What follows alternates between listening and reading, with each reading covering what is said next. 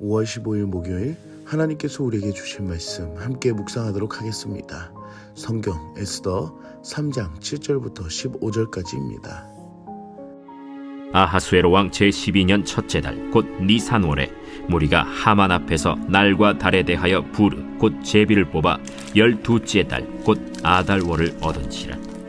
하만이 아하수에로 왕에게 아뢰되 한 민족이 왕의 나라 각 지방 백성 중에 흩어져 거하는데 그 법률이 만민의 것과 달라서 왕의 법률을 지키지 아니하오니 용납하는 것이 왕에게 무익하니이다. 왕이 옳게 여기시거든 조서를 내려 그들을 진멸하소서. 내가 은 1만 달란트를 왕의 일을 맡은 자의 손에 맡겨 왕의 금고에 드리리이다.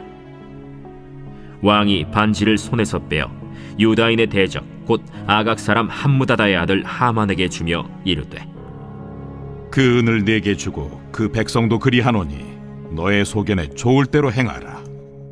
첫째 달 13일에 왕의 서기관이 소집되어 하만의 명령을 따라 왕의 대신과 각 지방의 관리와 각 민족의 관원에게 아하수에로 왕의 이름으로 조서를 쓰되 곧 각 지방의 문자와 각 민족의 언어로 쓰고 왕의 반지로 인치니라.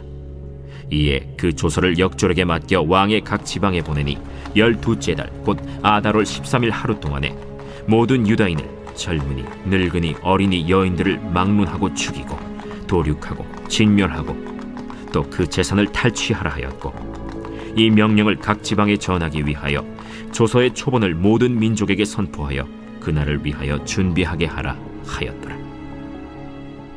역졸이 왕의 명령을 받들어 급히 나가매 그 조서가 도성 수산에도 반포되니 왕은 하만과 함께 앉아 마시되 수산 성은 어지럽더라. 오늘 본문에서는 무리가 하만 앞에서 제비를 뽑아 유대인을 학살하고자 계획을 세우고 날짜를 정하는 것을 볼 수 있습니다. 이들이 언제 어떤 계획을 세웠는지에 대해 왕의 통치기간과 날짜를 명확하게 기록한 것은 명백한 역사적인 사실임을 증명하고 있습니다. 이들이 유대민족을 죽이고자 모인 날은 니산월이었습니다.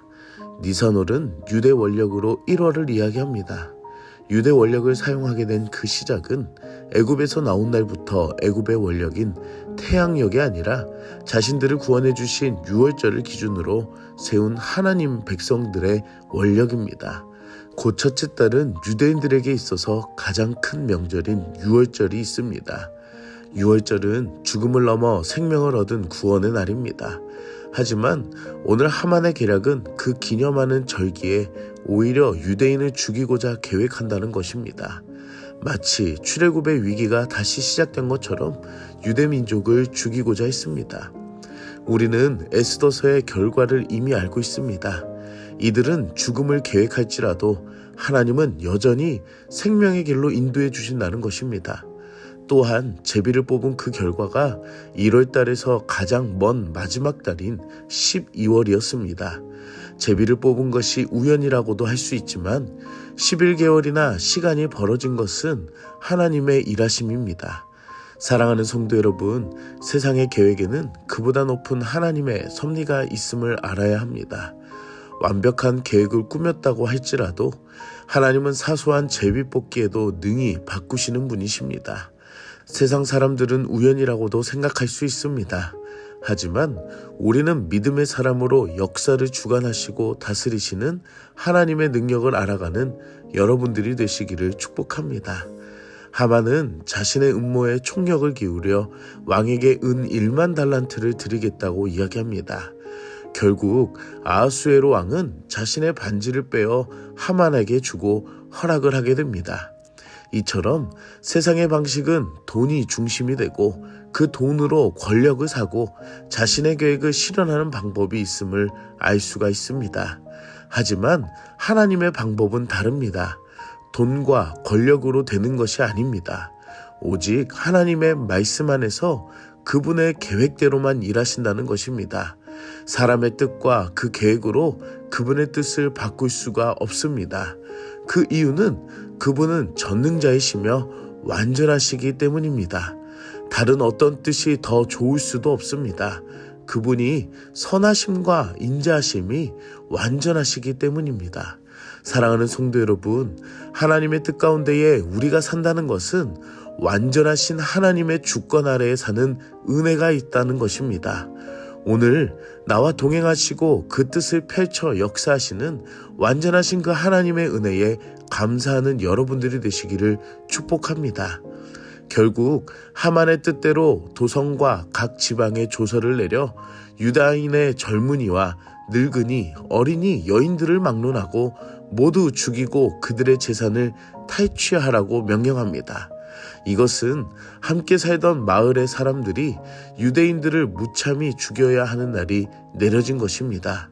이웃을 살인하라는 명령에 그들이 움직일 수 있는 유일한 원동력은 재산을 빼앗는 것을 이용해서 가능하도록 악한 계획을 전하는 것이었습니다.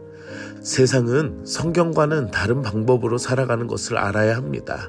이웃을 사랑하지 않고 내 욕심을 채우는 방법으로 사람들이 동요되게끔 만든다는 것입니다. 그리고 그 계획 때문에 그 지역들은 어지럽고 혼란스러워하지만 지도자는 그것과는 달리 돌아보지 않고 왕과 함께 술을 마시는 악한 모습을 보여줍니다. 자신의 이익이라면 이웃을 무참히 죽여도 된다는 그 법령에 이들의 마음을 어지럽게 만든 이 세상이 마치 오늘날 혼란스러운 세상과도 같음을 생각해 볼 수 있습니다.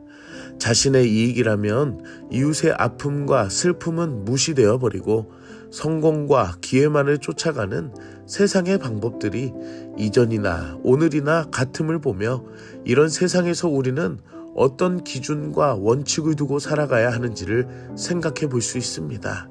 사랑하는 성도 여러분, 이 세상에서 우리는 세상의 흐름이 아니라 하나님의 말씀을 기준으로 두고 살아갑니다.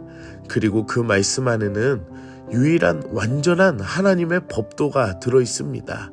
내 이웃을 사랑하고 원수를 사랑하며 내 유익을 구하지 않고 섬기러 오신 예수님처럼 나도 또한 섬기는 삶을 살아가는 그 유일한 은혜의 법도를 행할 수 있도록 알려주시고 마음의 은혜를 주신다는 것입니다.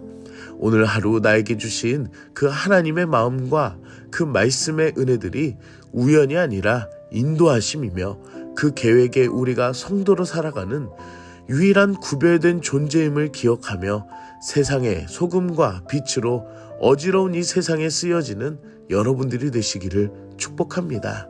함께 기도하겠습니다. 사랑의 하나님, 오늘도 말씀으로 은혜 주시니 감사합니다.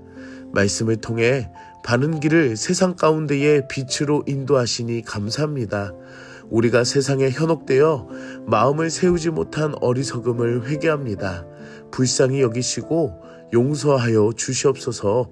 하나님의 뜻이 무엇인지를 말씀을 통해 깨닫는 은혜를 주시고 이 세상의 역사를 주관하시는 하나님의 영광을 바라보는 우리들이 되게 하여 주시옵소서.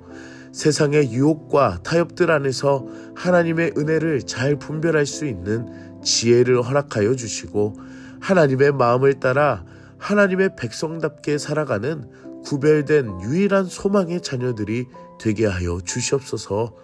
오늘 하루 예수님의 은혜 따라 그 길을 따라 사랑하고 섬기는 마음으로 살기를 원하며 예수님의 이름으로 기도드립니다.